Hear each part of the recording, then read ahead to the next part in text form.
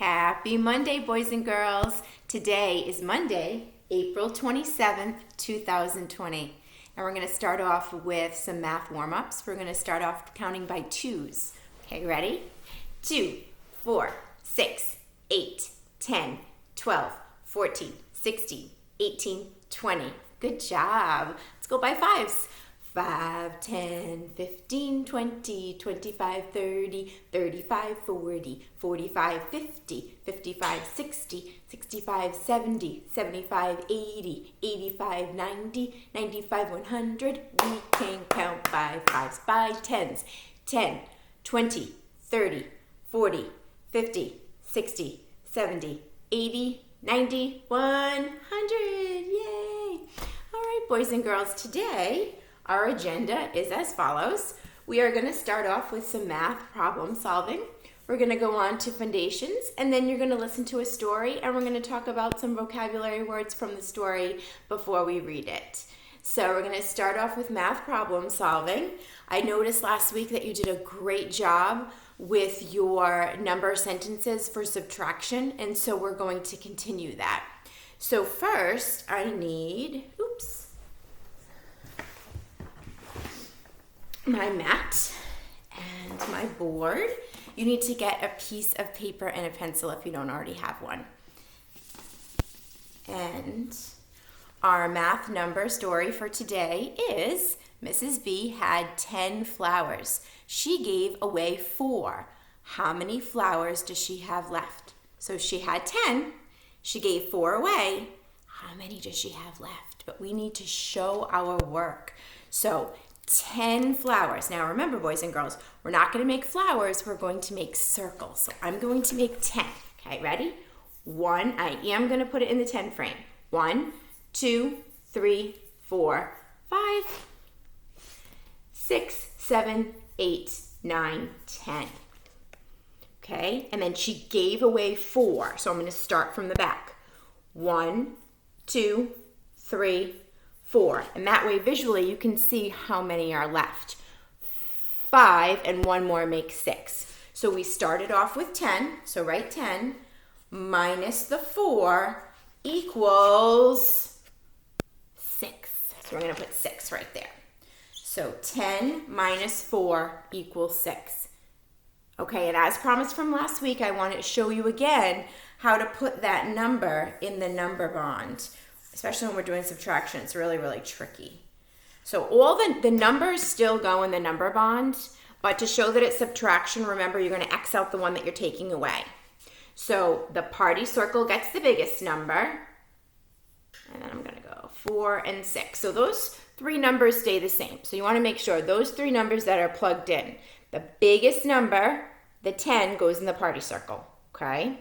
So 10, that we have to show that we're minusing the 4, that we're taking it away. Awesome.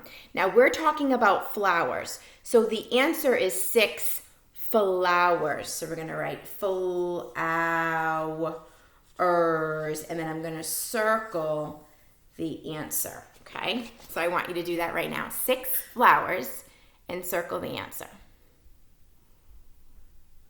You could even write it again if you wanted to. You can write 6 flowers down here if you wanted to. I just kind of wrote it right next to the math number sentence. 10 minus 4 equals 6, okay? This is how I want you to do it from now on when we're doing subtraction number stories. Make sure that you have all these elements. So you want to have your picture, you want to have your number sentence, and you want to have your number bond. Awesome. And then you want to write whatever it is that we're talking about, and we're talking about flowers. There we go. Voila. Good job, boys and girls. Okay, so next, I'm going to check off math problem solving because we just did that. Check. Next, we have foundations. Okay, so our words for today. So some parents were asking me, they weren't exactly sure how to do the foundations words or sentences. So it's almost kind of just like a spelling test. You're going to say the word or the sentence really slowly for your child, and they're going to write it. And you're not going to tell them how to spell it, and you're going to correct them maybe at the end to see if there's something that's wrong, then you're going to tell them to fix it. But first, you start off saying the word really, really slowly and encourage them to do it themselves. So the first one is rash. Okay, boys and girls, so you're going to write the word rash. R-A-sh. Rash. Okay, write rash right now.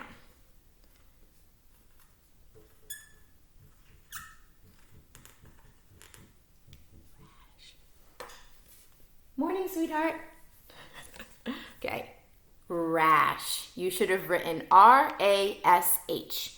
Okay, 3 sounds there. R, A, and then S-H, ship, sh. So rash. Good. Okay, number 2 is bath. Boys and girls, write the word bath. Ready? B-A-Th.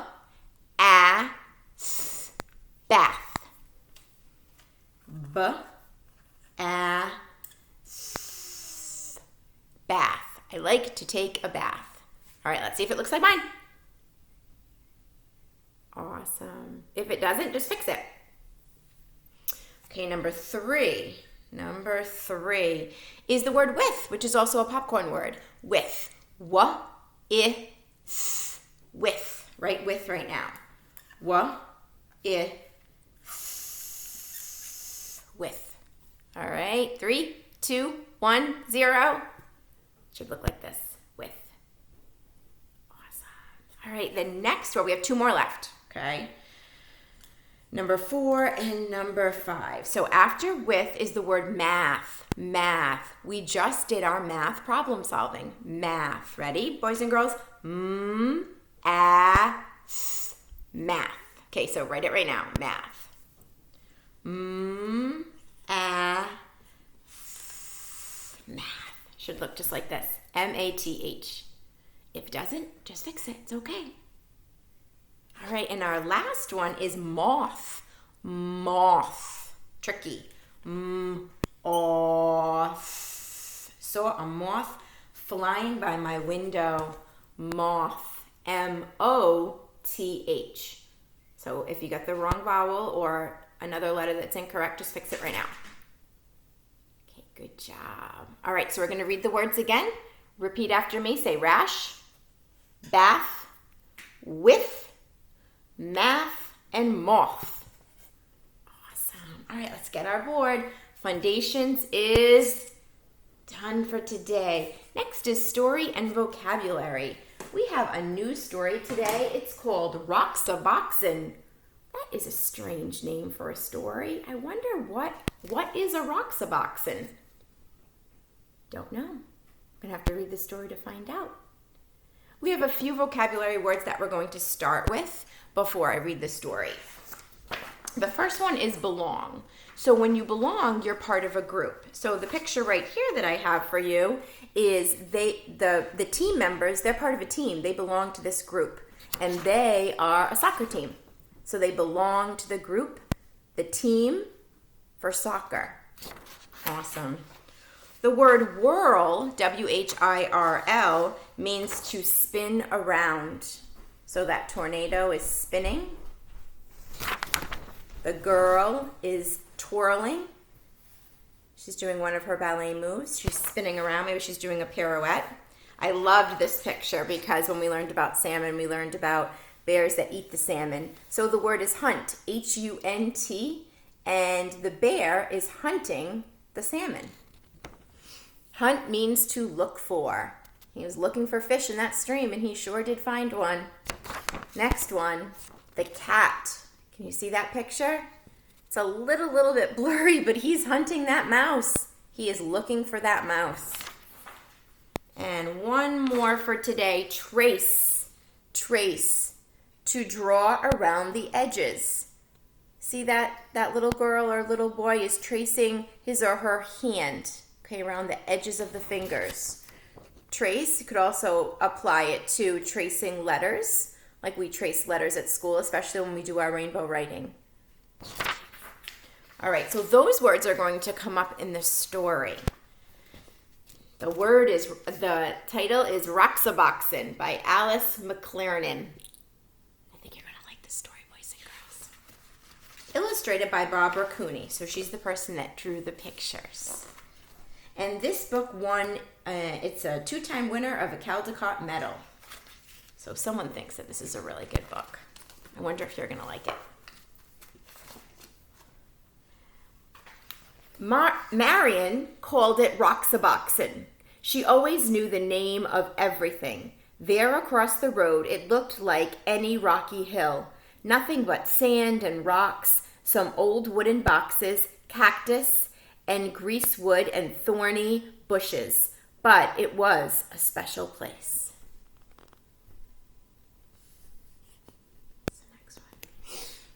The street between Roxaboxen and the houses curved like a river, so Marion named it River Road. After that, you had to ford a river to reach Roxaboxen. That was how you had to get to it. Of course, all of Marion's sisters came. Anna May and Frances and little Jean, Charles from next door, even though he was 12. Oh, and Eleanor, naturally. And Jamie with his brother Paul. Later on, there were others, but these were the first. Well, not really the first. Roxaboxen had always been there and must have belonged to others long before. So there are all the friends that would go. When Marion dug up a tin box filled with round black pebbles, everyone knew what it was. It was a buried treasure. Those pebbles were the money of Roxaboxen. You could still find others like them if you looked hard enough. So some days became treasure hunting days, with everybody trying to find that special kind. And then on other days, you might just find one without even looking.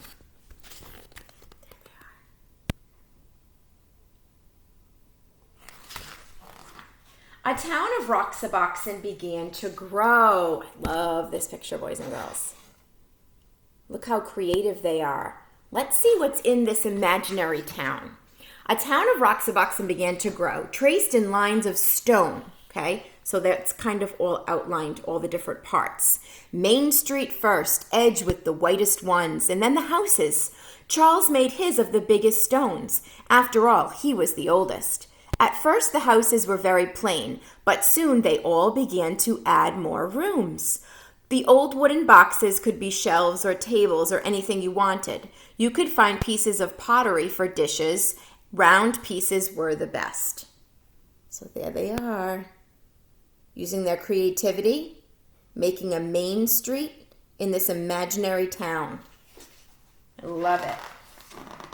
Later on, there was a town hall. Marion was the mayor. That means leader of the town. She was just the way she was. That was just the way she was, and nobody minded. That means she likes to be the leader. She's the head of this imaginary town. After a while, they added other streets. Frances moved to one of them and built herself a new house outlined in desert glass. Bits of amber, amethyst, and sea green. A house of jewels. So look how she outlined her house. That's awesome. And then she wrote her name on it, and then she wrote the word welcome in rocks. I love that, boys and girls. So creative.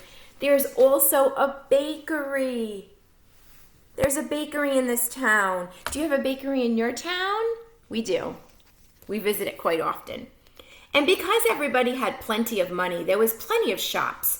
Jean helped Anna May in the bakery. Pies and cakes and bread warmed in the sun.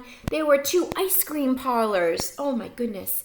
Was Paul's ice cream the best or Eleanor's? Everybody kept trying them both. In Roxaboxen, you can eat all the ice cream you want. Imagine that, an imaginary town, and they had ice cream shops there. How cool is that? Everybody had a car. Look at this. They're using the steering wheels and their imagination to drive all over the town. I just love that. Everybody had a car. All you needed was something round for a steering wheel. Of course, if you broke the speed limit, you had to go to jail. The jail had cactus on the floor to make it uncomfortable. And Jamie was the policeman. Anna May, quiet little Anna May, was also speeding. You'd think she'd like to go to jail. But if you were a horse, you could go as fast as the wind. There were no speed limits for horses, and you didn't have to stay on the roads. Look at, they're using their imagination, pretending that they're sitting on the horse, holding the reins. You see that, boys and girls? All you needed for a horse was a stick and some kind of bridle, and you could gallop anywhere. Sometimes there were wars. Once there was a great war between boys and girls. Charles and Marion were the generals. The girls had Fort Irene, and they were all Girl Scouts. The boys made a fort on the other end of Roxaboxen, and they were all bandits. Oh my goodness, look at this. Oh, the raids were fierce, loud and whooping and stamping of horses. The whirling swords of cactus plants had sharp thorns, but when you reached your fort, you were safe. Roxaboxen had a cemetery in case anyone died, but the only grave in it was for a dead lizard. Each year when the cactus bloomed, they decorated the grave with flowers. Really, look at lizard. It says lizard. Really like how they use their creativity here. And this is a cactus, boys and girls, if you don't know what a cactus is. It's very thorny and prickly. And they don't grow around here. They grow where it's really, really warm. Arizona has lots of cactus. I've been there lots of times. Sometimes in the winter when everybody was at school and the weather was bad, no one went to Roxaboxen at all, not for weeks and weeks. But it didn't matter. Roxaboxen was always waiting. Roxaboxen was always there. And spring came, and the flowers blossomed, and everybody sucked the honey from its flowers. And everybody built new rooms, and everybody decided to have jeweled windows. That summer were 3 new houses on the east slope and 2 new shops on Main Street. And so it went. The seasons changed and the years went by, and Roxaboxen was always there. I'm wondering, boys and girls, if different groups of friends as they get older play in Roxaboxen. The years went by and the seasons changed until at last the friends had all grown tall, and one by one they moved away to other houses, to other towns. So you might think that that was the end of Roxaboxen, but oh no, it wasn't, because none of them ever forgot about it. Not one of them ever forgot Roxaboxen. Years later, Marion's children listened to stories of the place and fell asleep dreaming of Roxaboxen. Gray-haired Charles picked up a black pebble on the beach and stood holding it, remembering Roxaboxen. Remember what they did with the rocks and how they outlined the areas? More than 50 years later, Frances went back and Roxaboxen was still there. She could see the white stones bordering Main Street. Oh, that's awesome. And there, where she had built her house, the desert glass still glowed, amethyst, amber, and sea green. I love that. Remember, that's how she put a border around her area. And that's the end. I love this. And this did take place in Arizona.